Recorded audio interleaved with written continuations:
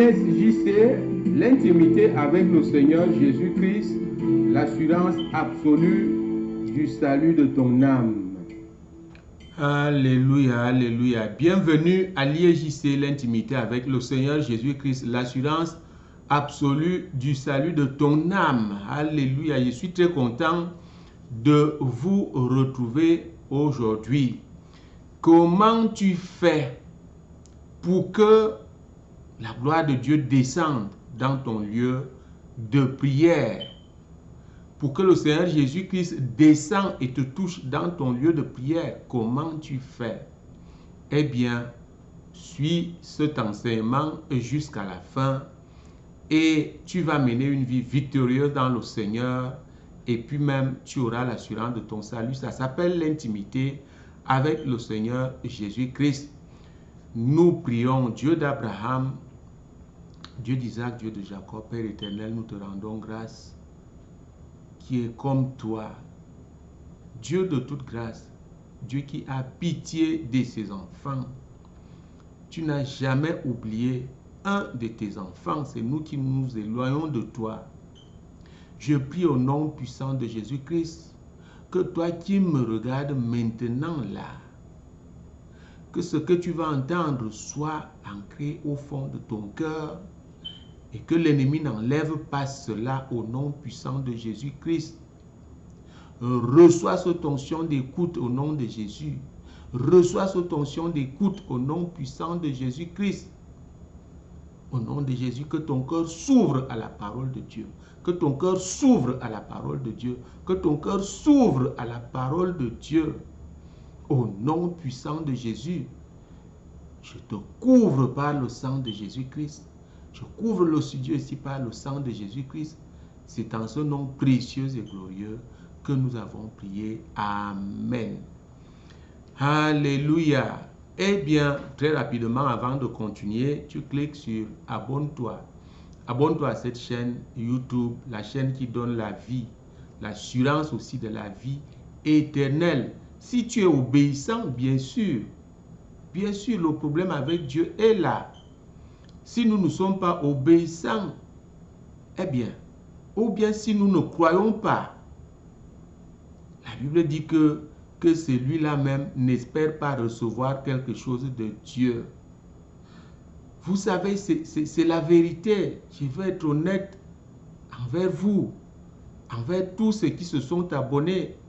Non, ce n'est pas moi, c'est le Seigneur Jésus-Christ. C'est Dieu qui vous pousse vers son Fils pour que vous ayez l'assurance du salut dans la vérité qui est prêchée ici. Donc c'est l'émanation du Saint-Esprit qui te pousse à t'abonner parce que tu entends des choses que tu n'as jamais entendues là où tu vas t'asseoir chaque jour ou chaque dimanche. Voici la vérité. Le salut, ce n'est pas seulement les fêtes et les danses et tout ce qu'on voit.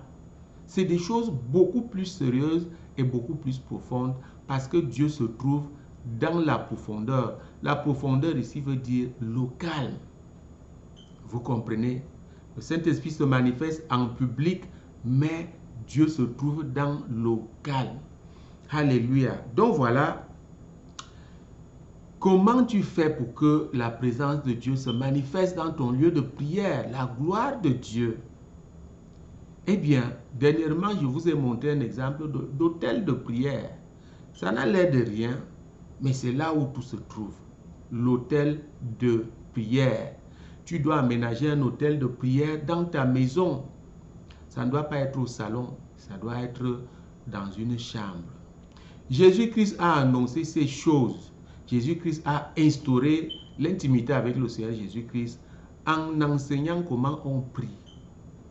Vous allez voir ça tout à l'heure dans l'écriture qu'on va lire. Nous prêchons ce qui est biblique. Et c'est ça que vous ne savez pas. L'Église reste dans l'illusion, je vous en prie. Si tu ne pratiques pas cette intimité, tu ne pries pas. C'est ça la vraie prière. C'est ça la vraie prière. La vraie prière doit te conduire chaque jour auprès du Père. Parce que Jésus-Christ a dit, vous devez me suivre. Vous devez me suivre. Jésus-Christ, l'apôtre Paul a dit, si on l'a connu dans la chair, tel qu'il était avec eux physiquement, maintenant là, nous ne le connaissons plus comme ça. C'est pourquoi je te dis aujourd'hui que Jésus-Christ se voit en esprit. Il se voit en esprit à l'IEJC. Et quand tu le vois dans une vision, c'est plus réel. C'est plus réel que physiquement. Il te parle, il marche avec toi. Alléluia. Donc voilà, lisons cette écriture. Matthieu chapitre 6 et le verset 6. Mais quand tu pries, entre dans ta chambre, ferme la porte et prie ton Père qui est là dans le lieu secret.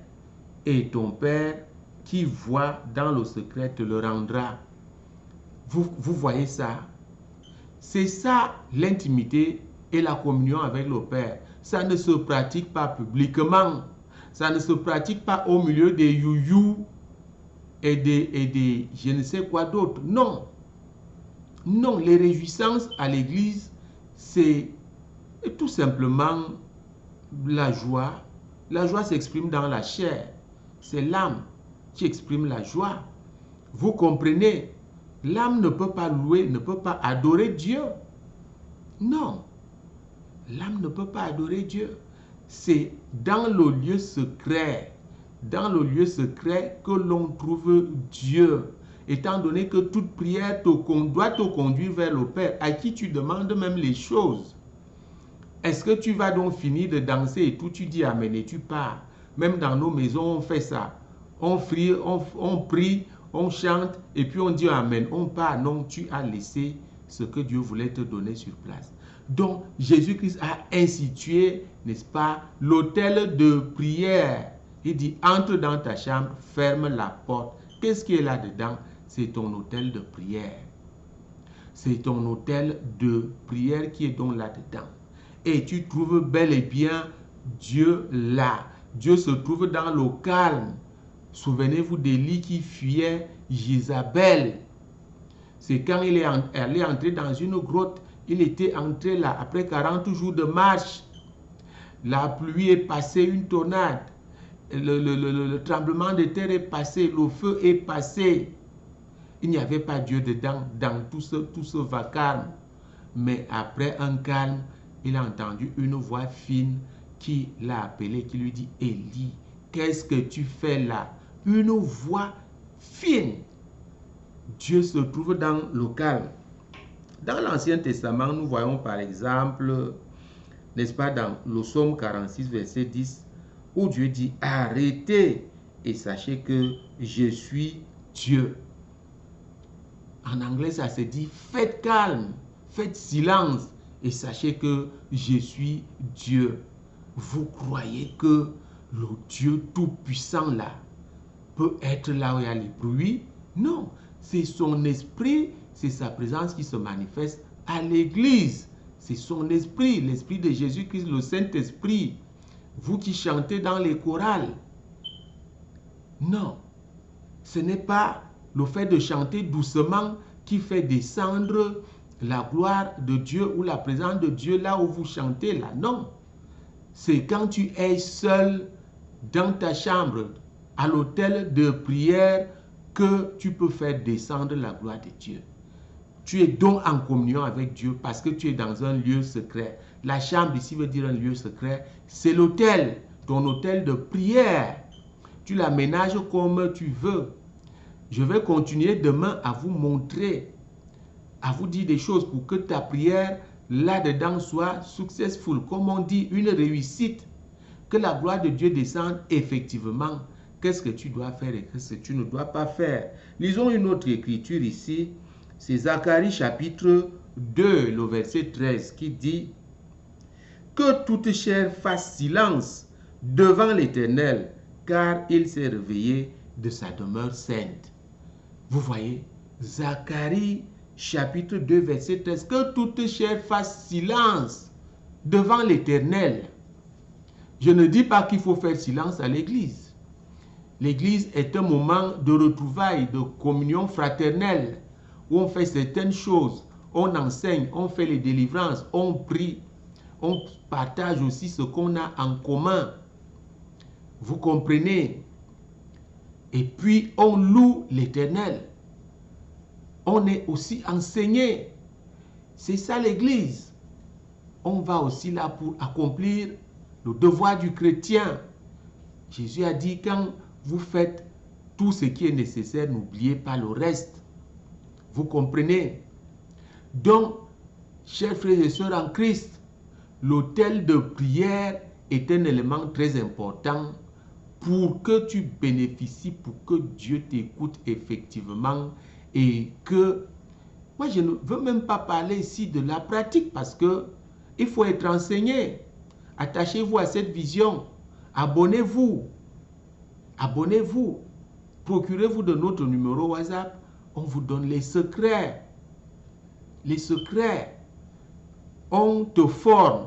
On te coach pendant que tu es à cet hôtel de prière en train de prier. Et puis le Seigneur Jésus descend.